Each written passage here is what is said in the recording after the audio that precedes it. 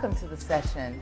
I'm Lady Bortey, and I'm here today with one of the most amazing young ladies out there, Ms. Yannize Joshua Hello, of TEKNIQUE hello. Agency.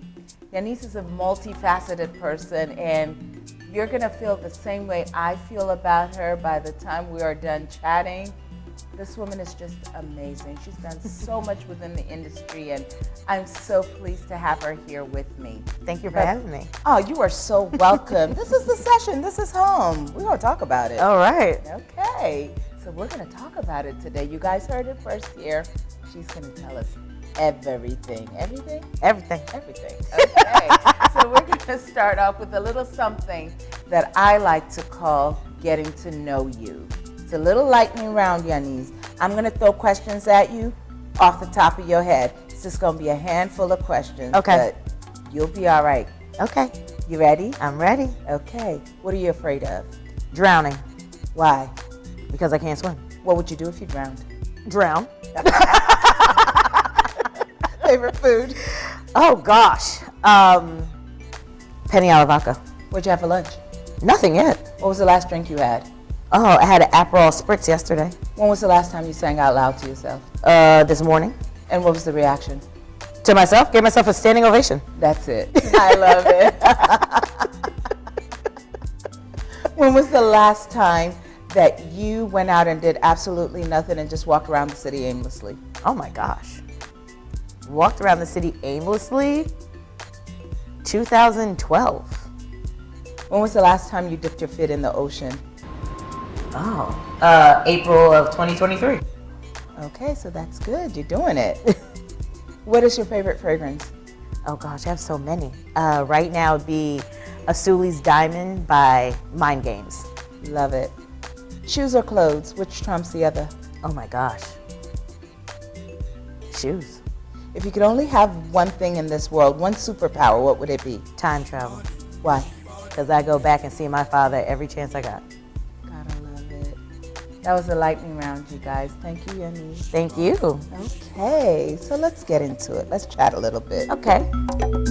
You have been all over the place in the industry. Management. You guys dipped into cosmetics. You guys have dipped into film production. What don't you do? Cook. Well, okay, I was about to say we know that, but I don't cook. But you know, there is very little that I don't do or that I won't try to do, at least. you're a Queens girl. Absolutely. Shout out to the Queens girls out here. I couldn't resist. But you're from Queens, but by way of Atlanta now. No, still Queens. Still Queens. I refuse to move to Atlanta. And that was, what's so funny about that is my business partner, Chikoa, it was like 2016 and our business in Atlanta really started picking up. So somebody had to move to Atlanta. And we were sitting in an office, and at that time it was in Brooklyn. And we were having a discussion about it. And we were like, someone has to move to Atlanta. And I said, it's not going to be me. Because my husband's not in Atlanta. I was like, I refuse. I am not moving to Atlanta. And, she's a Southern girl. She's from North Carolina. So it was closer for her to be close to her parents. And, so it just made more sense for her to move to Atlanta. But I am there a lot more often now, like at least twice a month now. But I am fighting the move. So at least I'll have a place in both cities. So you're just gonna toggle between the Queens and the Atlanta, and you're never gonna as long as I can. Listen, how can a queen give up Queens? Exactly. Exactly. It doesn't make sense, right? It just makes no sense. Tell us a little bit about how you became a part of TEKNIQUE Agency. How did the two of you meet? When did you decide that you wanted to get into this partnership? When did you decide that you wanted to do the number of things that you're doing? Was it something that evolved, or was it something that you knew straight out of the gate? Well, it's a very long story, so I'll give you the cliff notes. So Chikoa and I met in 2010. And I was working at Indie Care at the time. I was the marketing director. And I had signed a pro stylist by the name of Gabrielle Corney.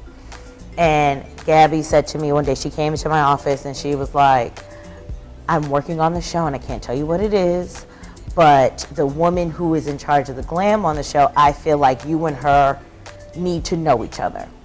So this was around March of 2010, and there is a huge trade show that comes to New York every year called the International Beauty Show.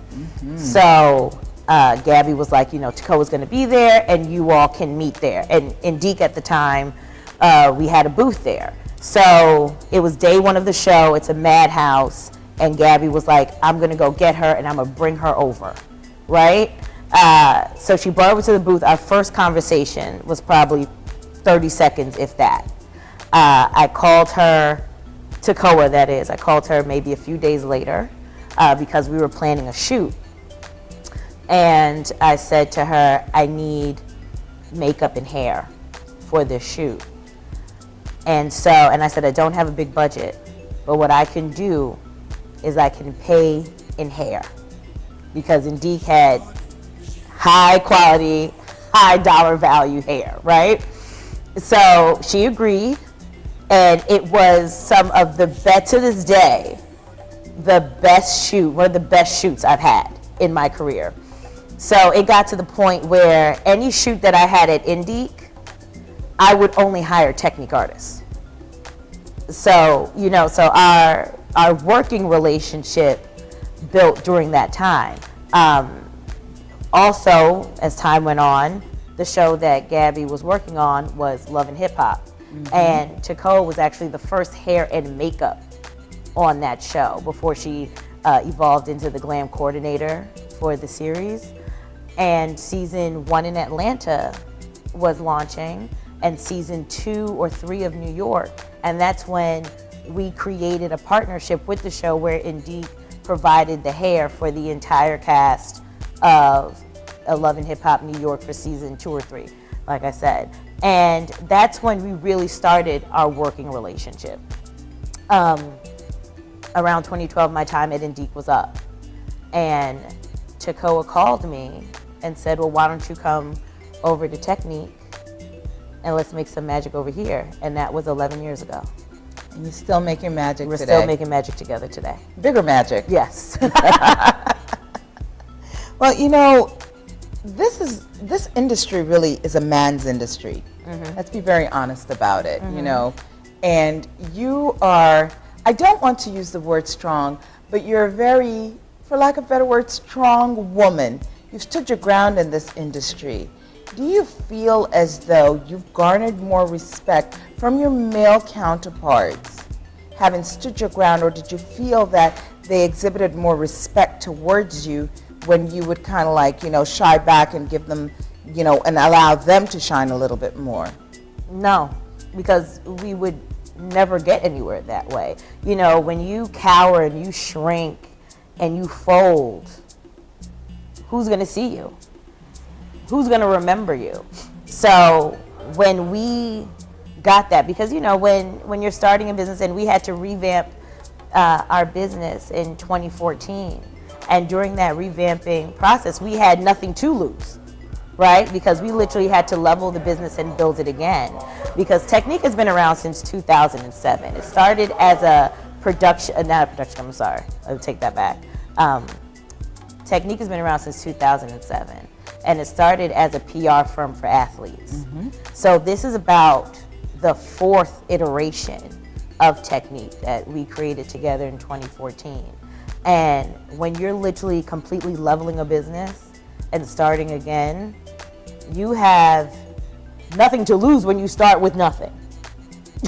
You know, like, what is there to lose? So the only thing we could do was just go for it.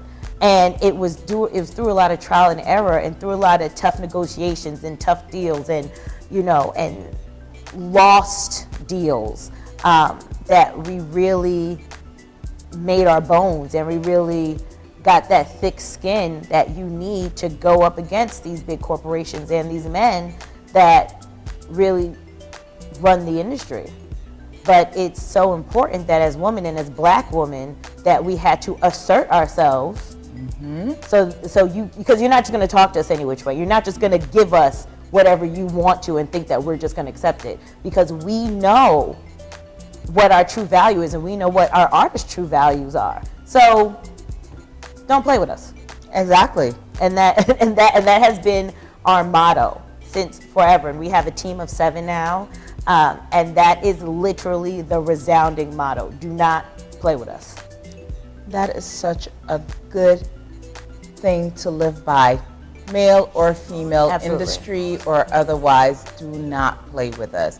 Nobody should be played with, right? Absolutely. But then you've got this whole culture of on TikTok where every day it's a new product. Every day is a different way of utilizing the product. Every day something has been recreated. And so TikTok, it appears to me that so many people have just risen from nowhere, claiming to be makeup artists, claiming to be stylists. They're inventing themselves on TikTok. How does that affect your business? That's a really good question.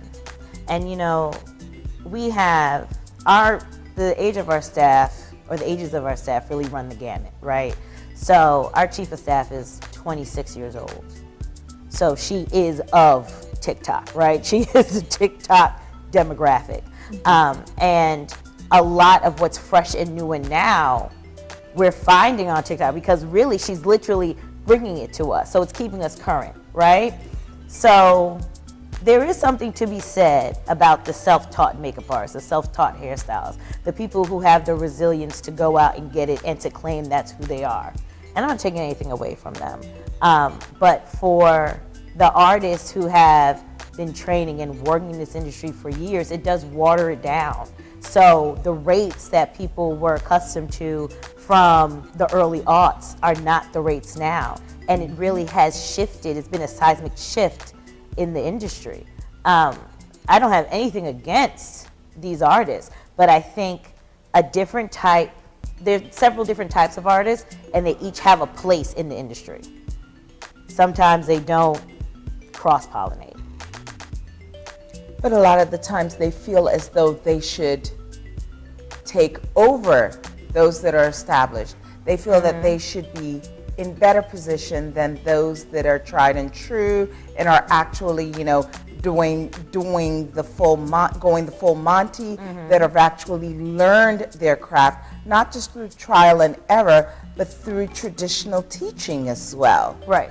People go to school for this, and then to have your training and education, questioned or just tossed aside by somebody who now has like 1 million views on TikTok because they quote unquote are the eyebrow queen, or they're the lash queen, or they're the queen of all things contour. It just doesn't make sense anymore.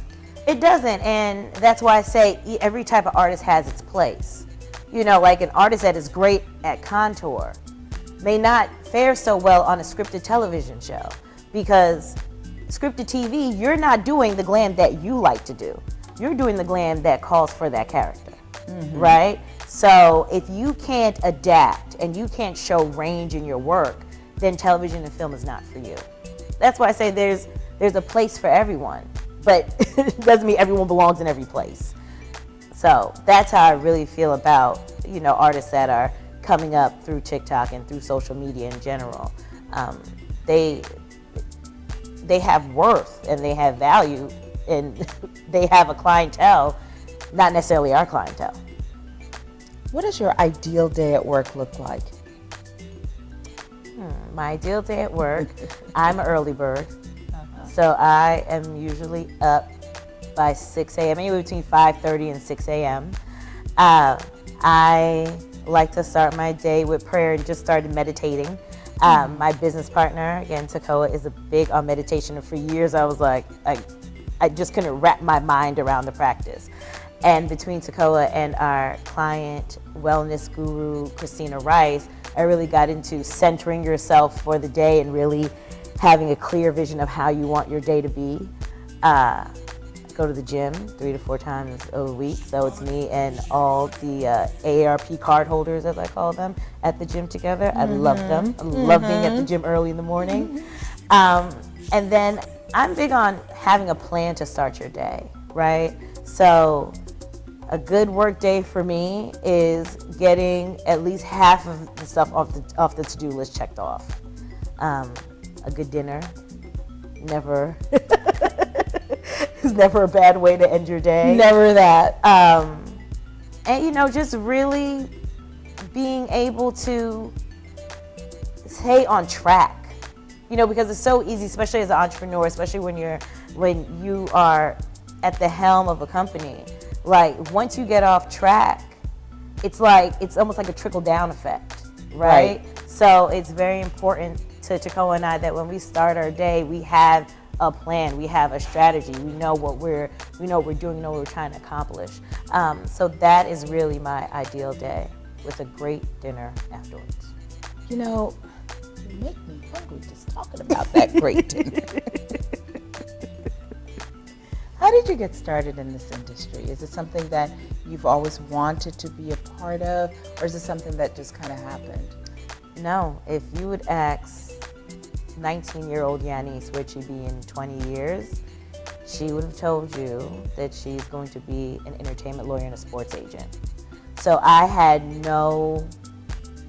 I've always loved beauty, but I had no intention of working in beauty or in the entertainment industry in this way.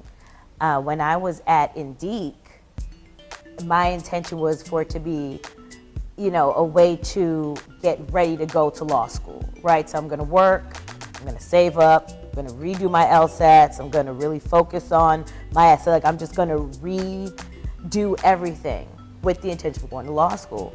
But I really had a knack for beauty and for marketing and for entertainment. And my boss at the time, Erica Dotson, she said, how about you take a year?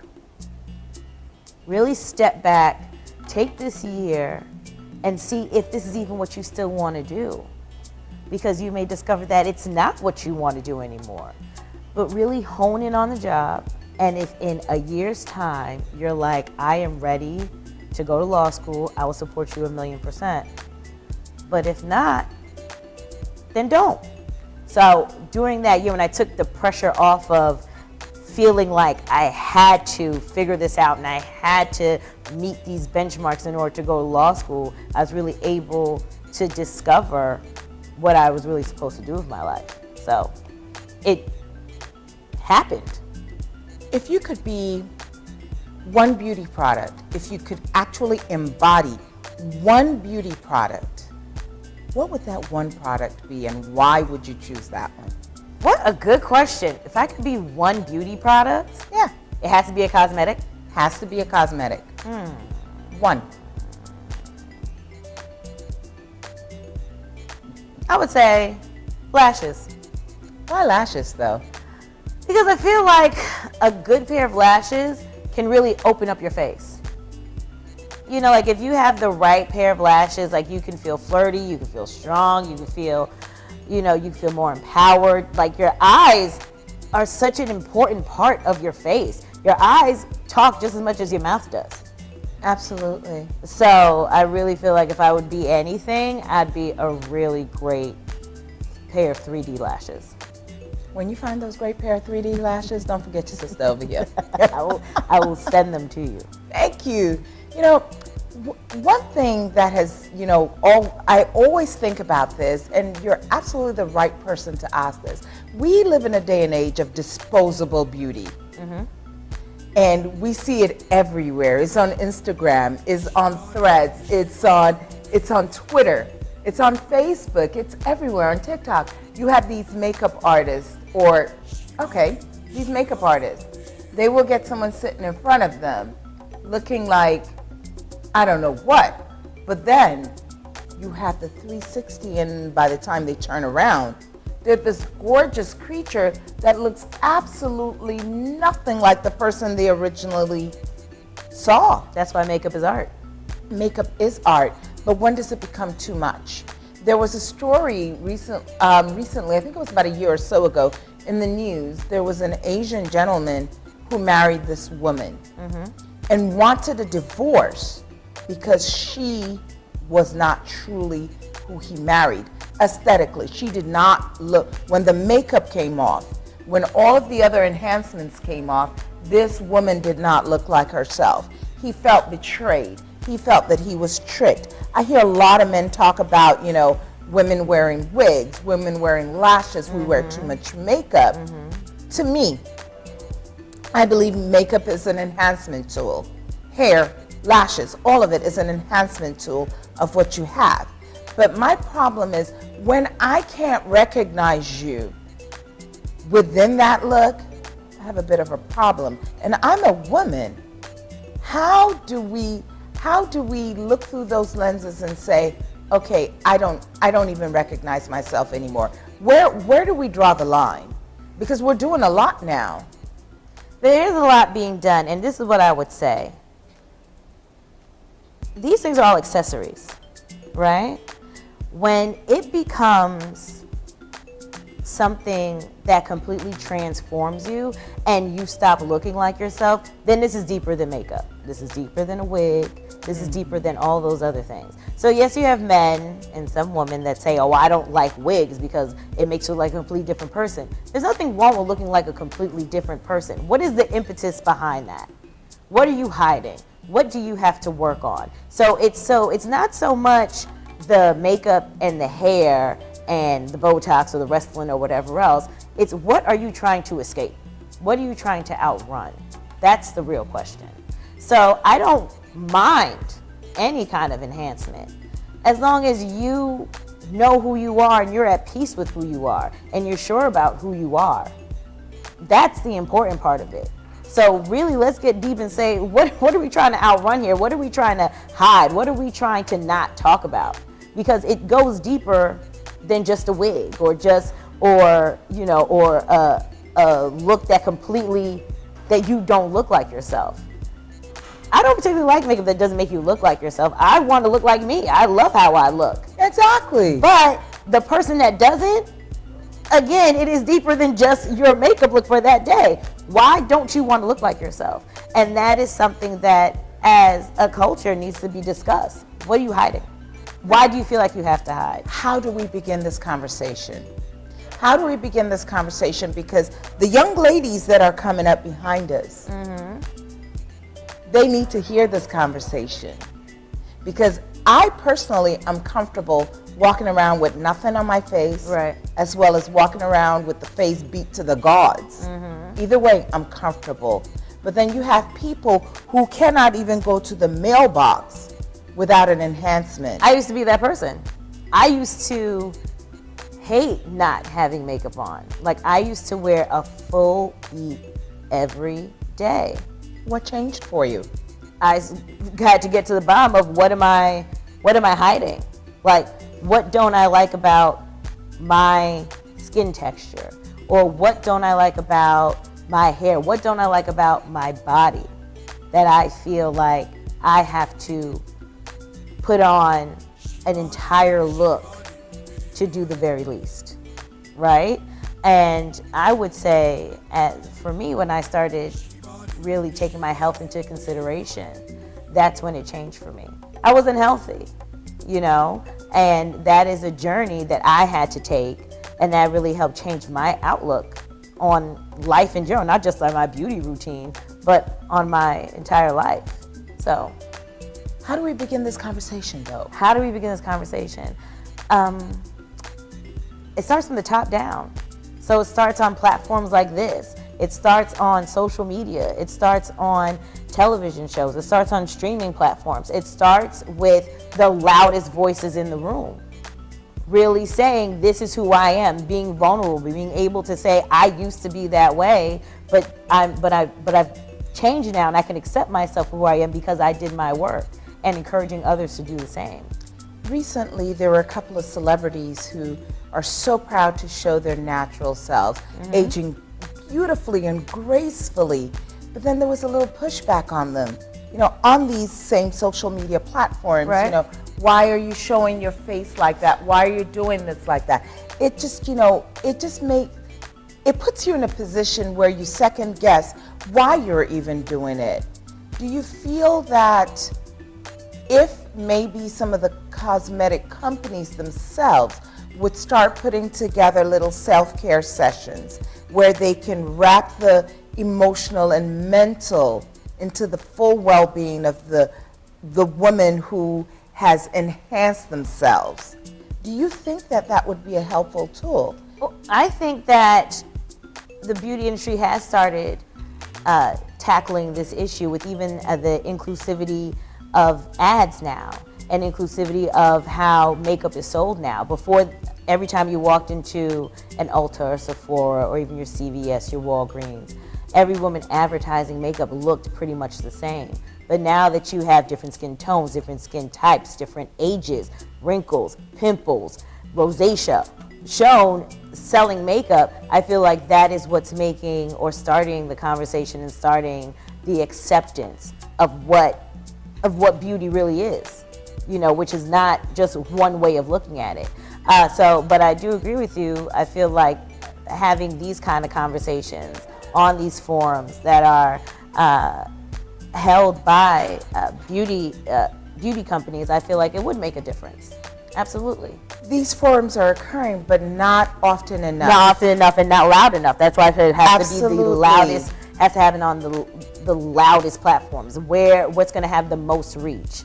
Who's going to hear it? You know, who's going to hear it the most? So are you going to where your consumer is? Because I always say you have to meet people where they're at. Absolutely. So, yeah. I feel as though companies are not meeting people where they are. I feel as though we need, you know, the L'Oreals, the Estee Lauder groups, we need these people to step up and say, okay, we're looking at the future. We're looking at the young people that are coming up. These are our consumers. At whatever age they are, kids are already buying lip gloss. That's your first consumer with that first purchase. And they're doing this when they're 5, they're 6, they're 7. So why can't we reach out to these young people and start enabling them to accept themselves and not look at the cookie cutter shapes that social media has has just set up and say, hey, listen, you kind of have to fit into these molds in order to be acceptable. Well, that's why I think it also starts in the home. It does start in the home, but what do you do when the home is not equipped to do that for you? Still should be some level of accountability when you're putting out a product. I agree with you. How, and how again, can we create this accountability or spark the discussion where the younger kids are concerned? Not those of us who can, boo-hoo in the mirror and say, okay, I get it, I'm gonna do better. Not us. We're way past that. We're way past that. Again, I feel like it has to start at so many different angles. It starts in the home, starts at school, it starts in what they're consuming, how they're consuming it. So, like if it's through television or streaming or whatever it is, I feel like it really has to be almost like a beauty watchdog group, right? That sees these holes or these gaps and figures out how we can close that gap and how we can really promote body positivity and inclusivity across the board. I feel like there's many different ways to skin a cat, and I'm not sure what the right answer is. But it begins with a conversation. It begins with the conversation. Whether absolutely. the conversation yields results or not, as long as we're talking, we're going to get somewhere, yes? Absolutely. Absolutely. What do you think sets TEKNIQUE apart from all of the other agencies out there that are doing the very same things that you are? I think the thing that sets TEKNIQUE apart is that we operate in the television and film space and how we operate in the television and film space. And because we are working directly with production companies, to get artists on television sets working behind the scenes in the hair and makeup departments. We were able and have been able over the past 12 years to get 40% of our roster into the hair and makeup union, because you have to have call sheets, and it's like 1,800 hours, I believe, of work that you have to be able to show, and that's shown through call sheets. That's one of the requirements. And so there are many agencies, Black-owned agencies, that operate and work with celebrities that do red carpet or do advertising or do editorial, but really working in the television and film space and being able to be that direct connection to that is what sets us apart. How do you define beauty? What is beauty to you? Beauty to me, and I got this from a cab driver back in 2015. And this cab driver kept saying the entire ride, happiness is a choice. Happiness is an inside job. And I don't care how beautiful you are aesthetically on the outside, if you are not happy inside, it's a wash. So beauty to me is really defined by your level of happy. It all starts from within. That is such a beautiful thing, no pun intended, but it really and truly is. Because if you are not beautiful on the inside, that inner beauty will never resound on the outside, no matter how much you enhance yourself. So that is just very, very poignant, and it's a good thing to consistently repeat and to reiterate and build upon, right? Absolutely. With that being said, I have to ask you this, because I'm sure you get this question many times. Okay. But do you support the standard of beauty that is put out there? And not just towards Black women, but just towards women in general, because I look at things and I see that, okay, there's a standard of beauty that we all want to achieve, or we're told that we should want to achieve, but it's different for everybody. What I support is the new wave of inclusivity. That's what I support, because there's no one way to define beauty, and it changes for everyone, right? So that's what I support. But having and following the mantra or the idea that we all should look one way, or this is beautiful and everything else isn't, no, I don't support that. But the one that leans towards finding the beauty in everyone, absolutely. I'm with that 1,000,000%. You know, I have a 15-year-old stepdaughter, right? I have a 10-year-old niece. I have nieces that are in their early 20s. And seeing all these iterations of girls, these different ages, and how they're coming into themselves, that's very important to me. You know, that they realize that they do hold beauty, and that it is an inside job, and they don't get so attached to what they see on social media and feel like this is the only way, or what they have, there's no way they could be defined as beautiful. So yeah, it's very, like, as I'm watching these kids and these young women grow up into adults, it's just very important that they really understand it's an inside job. Like, I can't say it enough. It is such an inside job. You know, like, when you take care of yourself, you can't help but see it. Absolutely. I love it. Self-care is very important. Self-care is the only care that matters to me. Like, honestly, I know. It all starts there. If you don't take care of you, who's going to take care of you? No one. No one. No one. How do you, and your job is not straightforward. It's not a 9-to-5 position. Correct. How do you maintain work-life balance? How do you keep a happy home and keep a happy business? You know, work-life balance is such a thing. Like, who made it up? It's a thing. It's like it's a thing. It's such a figment of your imagination. It is. I feel like what works for me is realizing when to say when.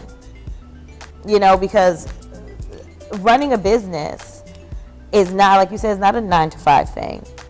So I have to have a cutoff for myself. and be able to enjoy my family, to enjoy my mate, to enjoy my friends. Or I could work until 10 o'clock and then be exhausted and then go to sleep and then do it again. But where was my rest? Where did I recharge? So I don't feel like women especially should get caught up in the idea of what a work-life balance is, but you have to find what your balance is. You have to be able to call it enough and go on to the next thing, or when you need to literally call it a day, close your laptop, say I'm not answering any more emails, and enjoy the life that you have, that you're working so hard for.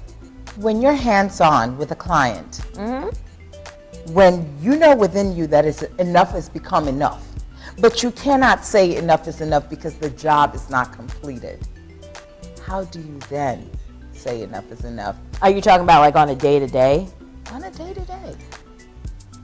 So, there are sometimes, like when you're working on a big project, right? You know that you're not that you're gonna have a longer day than usual, or some longer days than usual. But that's the balance, right? So when I wrap this project, when this is completed, then I know I'm going to take some time off and enjoy life. For instance, we had a client that I flew to Orlando for 7 hours. I literally flew there just for this shoot and was there for 7 hours. I then said, I took a look at my calendar and I said, okay, I've been working straight for 14 days. I'm going to take 2 days off. I'll see y'all in 2 days. That was my recharge. So I say that to say this. It's not always going to be, okay, I'm going to stop work at 6 today, and if I'm on site with a client, then I'm just going to walk away at 6, because that doesn't work.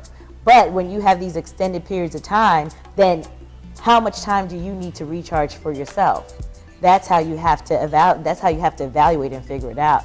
You have to find your own balance. Because when you're hands-on, when you're on site with a client, like filming your show, you can film your shows. You could do 5 episodes in a day. If you have to do that 3 days straight, on that 4th day, no one should call you. If you film Monday, Tuesday, Wednesday, Thursday, please leave me alone on Friday, and Saturday and Sunday too. See y'all on Monday, unless it's an emergency. And that's how you find your balance. And you have to make those rules and stick with it. I did not know how to vacation when we first started Teknique. I was terrible at it. Okay, I'd go on vacation, still be on emails, still be on phone calls, and one of our account managers at the time was like, "I thought you were on vacation." So now, my thing is when I go on vacation, if there is a fire, call 911, because I do not have an ambulance or a fire truck. Okay? I will see you when I am back. Now, if it's an emergency and it is like something that absolutely needs my attention, of course, reach out to me. But if it's not, if it's the day-to-day running of the business, there is enough people here that are empowered to do their job. I can go away for a week, but it takes time to get there when you own a business. It doesn't happen, right away. You have to build those processes and have that team in place so you can do that. Where do you guys see Teknique moving forward? Where do you see yourself on the global platform? Because I know your feet are there, but where do you see yourself? Where do you see yourself fitting in? So 2024 is going to be a big year for Teknique. 2024 we will be opening Teknique Productions, which is our production studio located in Atlanta. We're also going to be launching our cosmetic line and also opening our showroom. So our clothing showroom will also be opening in 2024. So these are, the 3 main ways that we are going to not only continue the Teknique name, but show the different avenues or show the different ways that we can function as a business. So we're very excited for these 3 businesses to be opening. I'm very excited to know that Teknique is venturing out to do these things, and I'm even more excited that you guys have developed a product line that was curated by professional makeup artists. Absolutely. Okay? And you are a responsible group, which is why I know that There will be some self-care pointed in there, and you will be talking to the demographic that we talked about before. You are going to train your consumers to love themselves from the beginning. And Takara was a makeup artist for 20 plus years before she finally retired. So there's no way this line was going to be developed without that input and from that point of view. So absolutely. Well, you know, if you know anything about makeup, and if you know anything about seeing faces that have been carved, you know Takoa's name. So absolutely. It has absolutely been a pleasure speaking with you today. Thank you for having me. I am so pleased, ladies and gentlemen, that we had Yannize on the session with me today. My name is Lady Bortey. Let's continue the conversation on social media, and let's keep talking about it.